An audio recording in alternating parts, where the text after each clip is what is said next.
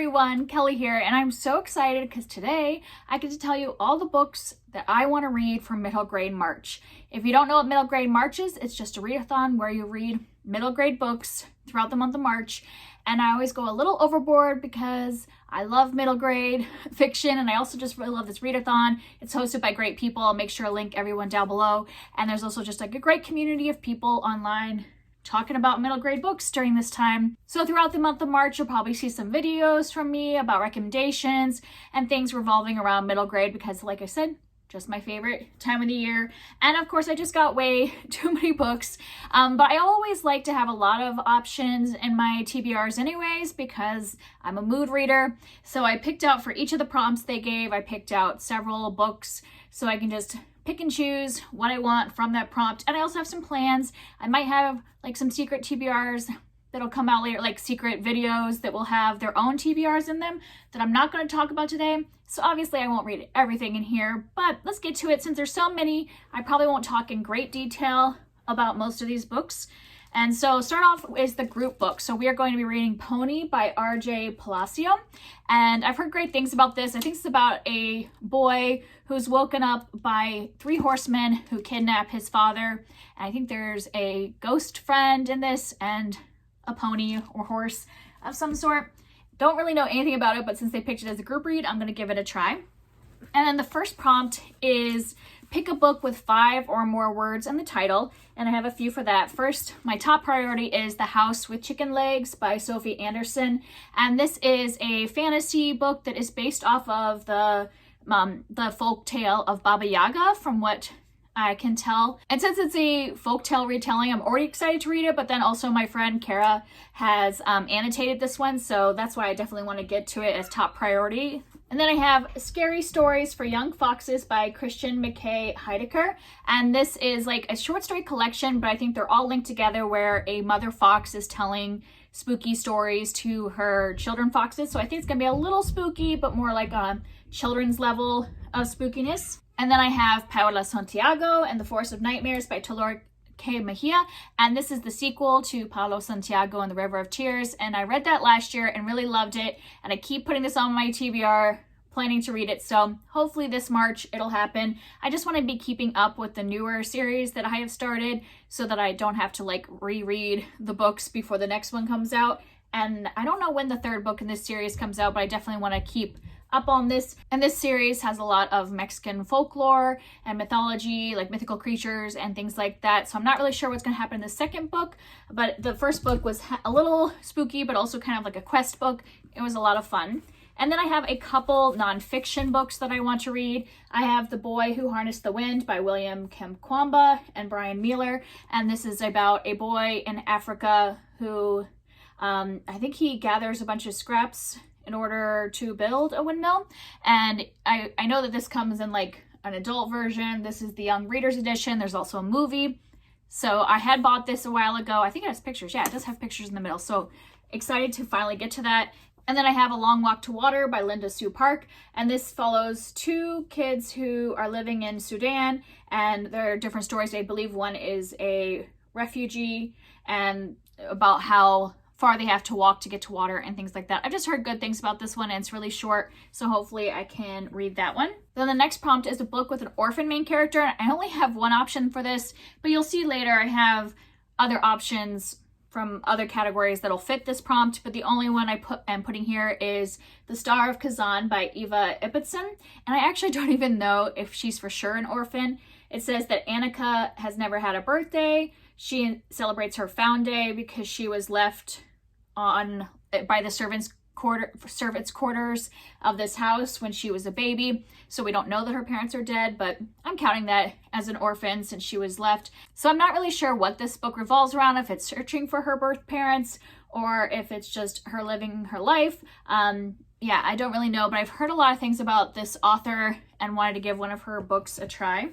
The next prompt is a contemporary book, which middle grade contemporary usually isn't like my chosen genre in middle grade fiction, but I did have a couple books to choose from. I have The End of the Wild by Nicole Helge, and this is about fracking. So basically it's a girl whose stepfather is out of work. He's looking for a job, and it turns out a fracking company comes to town, and it's kind of deciding if he's, since he needs work, should he work for that company even if they don't agree with what the company is doing. And so I think it'll involve a lot of like environmentalism and things like that in the story. And then I have Becoming Naomi Leon by Pam Munoz-Ryan, and I've read a couple books by this author and really enjoyed them, so I wanted to give this one a try because I had picked it up. I really don't know what it's about.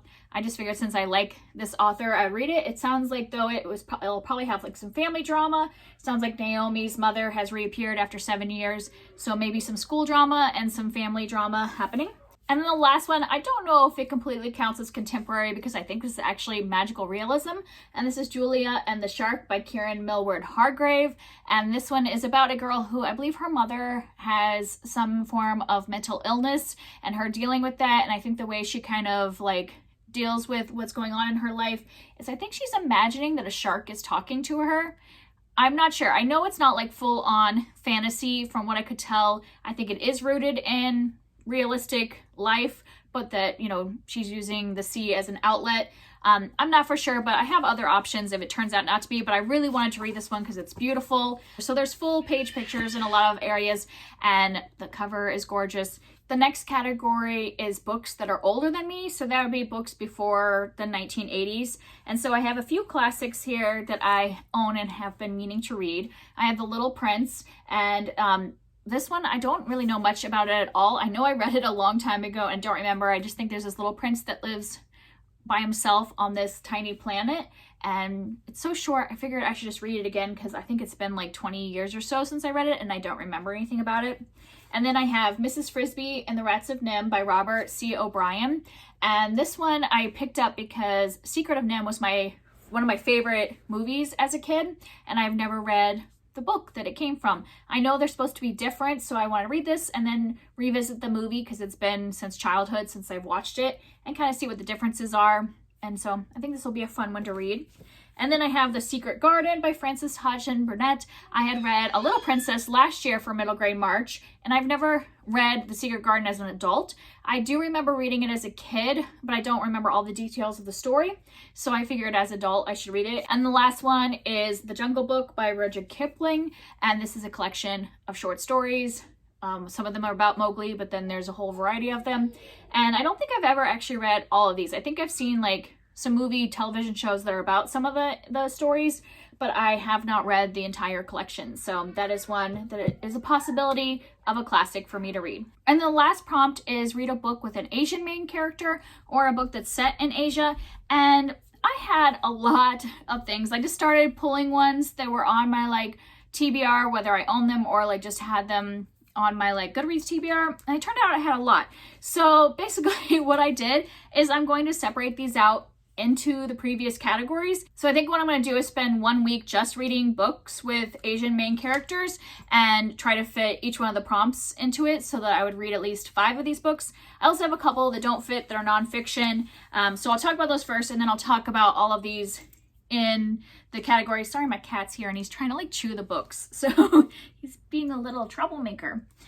So the two that don't fit any of the categories, I have I Am Malala, and this one is the Young Readers edition. I haven't read like the adult version, but I figured I'll get a lot of the story from the Young Readers edition.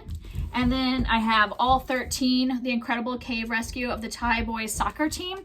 And this one I'm really interested in. It's got like lots of pictures and everything like that in it. And this is about when some boys got trapped in a cave and their rescue. So I think that will be an interesting read. So I would like to read at least one of those nonfiction books. So for that first prompt of 5 or more words in the title, a couple of these I still have to get from the library. So the first one is Kiki Kalira Breaks a Kingdom by Sangu Mandana. And this is about a girl, Kiki, who deals with her anxiety by drawing mythical creatures from Hindu mythology in like a notebook. And then one day the creatures start to come to life. And then the next one is called Lalani of the Distant Sea by Erin Entrada Kelly. And this is about a girl who makes a wish that endangers her entire village, and then she has to go on a quest to save them. And this is based off of Filipino mythology. Basically, all of these have to do with folklore and mythology because that's what seems to be attracting me right now. Because next I have Pahua and the Soul Stealer by Lori M. Lee, and this is based off of Hmong mythology, and I actually don't know what this is about. I just know that I love all the Rick Riordan Presents books, and so I picked this one up. Next I have When You Trap a Tiger by Tay Keller, and this had won the Newbery I think a couple years ago, and I think this involves Korean folk tales. Like, this girl is living with her grandmother who is sick, and she's telling her all these folk tales, and then this tiger from one of the tales I think comes and appears to them. I don't really know much else about it, but I always hear good things about it. And the last one for this category, I have Aru Shah and the Song of Death by Roshni Chachki. And this one is the second book in the Aru Shah series. And my daughter and I are reading the first one. We're not done yet, so I might just count the first one since I'm only like halfway through the first one. But I might also continue on to the second one. I don't know if she's going to want to read the second one with me.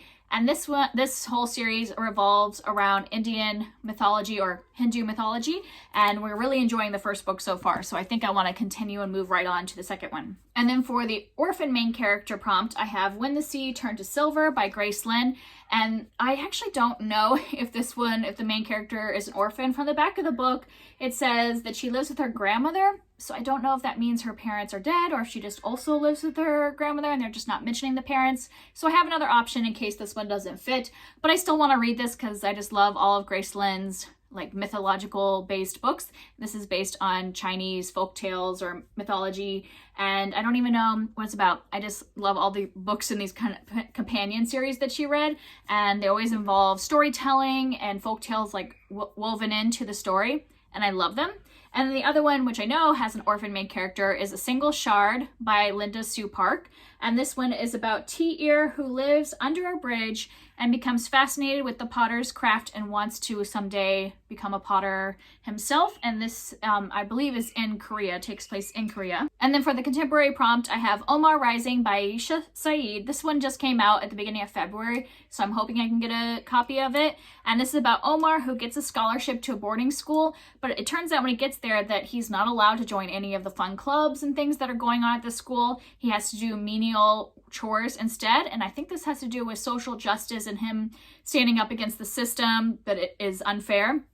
And then the other one is Blackbird Fly by Erin Entrada Kelly, and this is about a girl named Apple who moves to Louisiana with her mom from the Philippines, and it deals with the kids at school bullying her and then her finding some refuge in music, so that becomes kind of her salvation. I think she finds friends also through her music. And the last one in this category is Stargazing by Jen Wang. This is a graphic novel. I had read her other graphic novel, what was that called? Princess and the Dressmaker, I believe, and really loved it, so I wanted to pick this one up. Though this one I think is a little more contemporary about like things that are happening in everyday life with kids, which is not usually my favorite. But since I loved her other graphic novel so much, I thought I would give this one a try. And the last one that is older than me is Sadako and the Thousand Paper Cranes by Eleanor Kaur. And this one is about a girl who lives in Hiroshima, and she survived the bombing in the 1940s, but then she was exposed to radiation. So it's about what happens to her after the bombing and when she starts to get sick and things like that. And this is based off of a true story. It's very short, so I definitely want to read that one. So those were all the books that fit the prompts, but I also want to focus on my series. So for every month this year, I have been drawing out of a jar to continue series that I've already started or start new series. And since I want to focus on middle grade this month, I decided to make a new jar that was all just the middle grade ones. So this is separate from my other jar. So these are all the series that I want to start that are middle grade. So I'm going to pull a few from here. And I'm not going to pull from the jar of my continuing series because I just don't have that many in terms of middle grade. So I just picked them off the shelf, and I want to make sure I continue some of these series. So I have Castle in the Air by Diana Wynne Jones, and this is a companion novel to Howl's Moving Castle. And then I have Wolf Speaker by Tamara Pierce, and this is the second book in the Immortals Quartet. And if I could get a couple of these from this series read, that'd be great, because I've been reading this series I reread the first book twice already, so I want to make sure to continue in that series.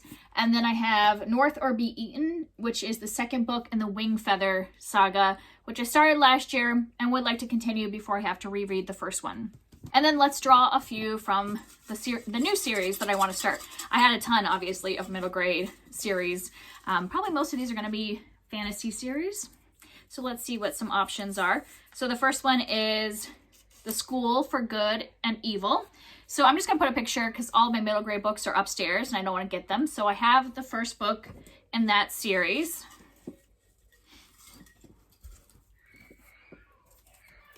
My kids are playing very loud, so you hear them in the background.